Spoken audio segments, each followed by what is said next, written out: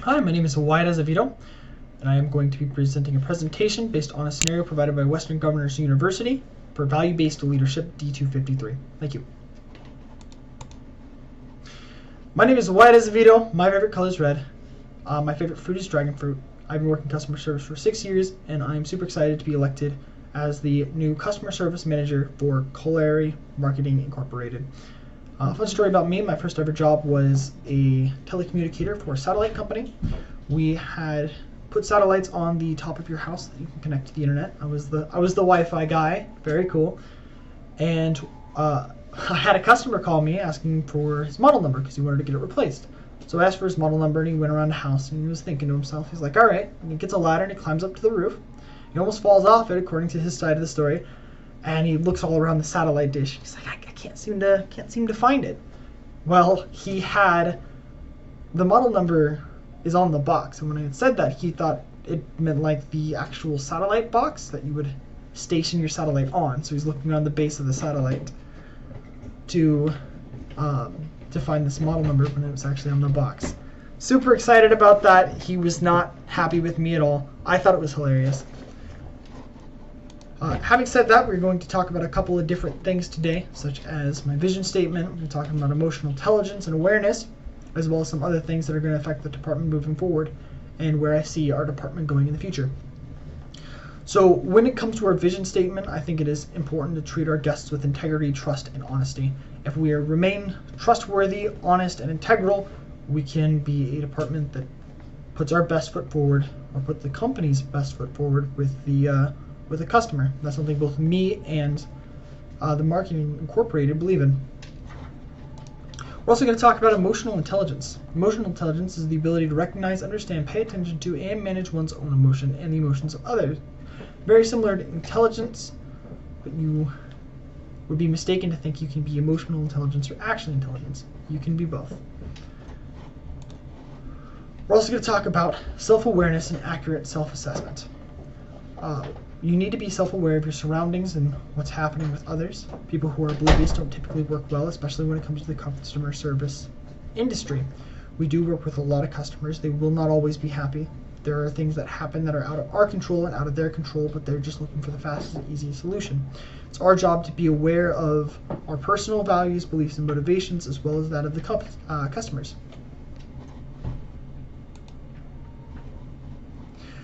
When we're looking at managing oneself, to manage oneself refers to one's own emotional intelligence. It's keeping your emotions in control, making sure you get your work done on time, and understanding how your emotions can affect others.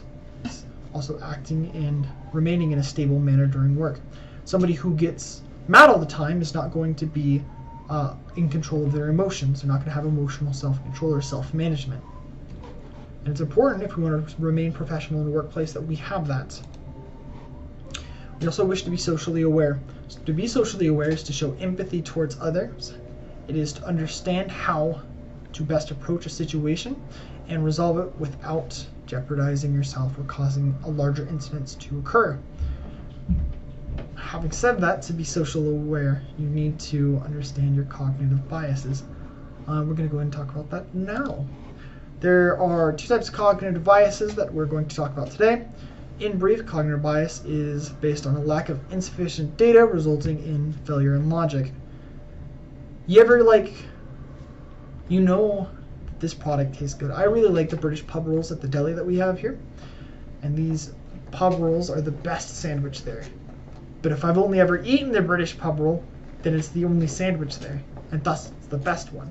That would be an example of a failure on logic based on insufficient data. This comes out in two ways. A conformity bias is the tendency to change one's thinking to better match another's thinking. So for example, if I say British pubs are the best sandwich here, and Michael next to me says that, oh, they're obviously the best sandwich here, he doesn't really eat sandwiches. He hasn't tried anything else but the British pub, and he's tried it one time.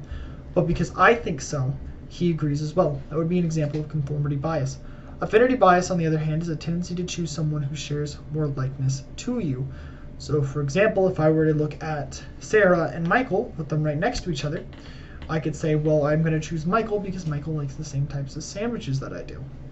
That would be an example of affinity bias, and it's important that in a workplace, especially regarding a lot of other social workers and customer service, that we don't fall into the trap of conformity and affinity bias moving forward. How does cognitive bias affect us in ethical decision making? Making tough decisions is one of the most difficult things about being a leader. I would know from experience, I've been a leader for a couple of years now.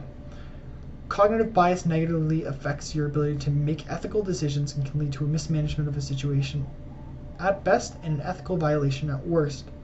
An example of how bias may affect you would be conformity bias. If several different employees say that this is the correct way to do things, you're more likely to do it that way. If they're doing it incorrectly, then when they teach newer employees, they're going to teach them the incorrect way.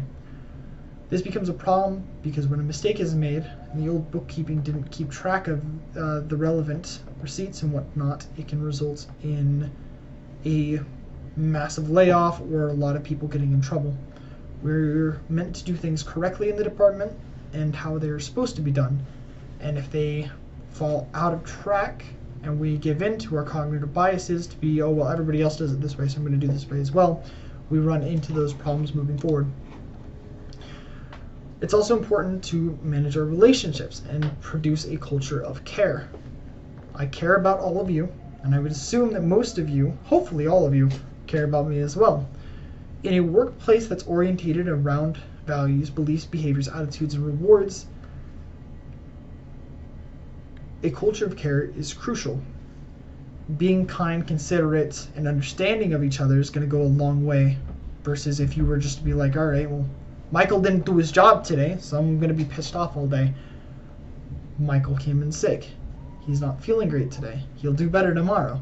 And it's okay for us to do that, to share that culture of care, as it will make us more productive and less likely to have internal strife in our department in the future. We can also use our emotional intelligence to help us with our direct reports. I would like to see emotional intelligence used when writing our direct reports. As stated previously, both the company and I believe in transparency, honesty, and adaptability. These values of emotional intelligence, self-management, are what I would like to see in the reports moving forward. By adding EI to our reports, EI being emotional intelligence, we will see more transparency, adaptability, initiative, and optimism in our reports, making them easier to read and more positively aligned with the company's values. Not just the company's values, but it also gives into the culture of care.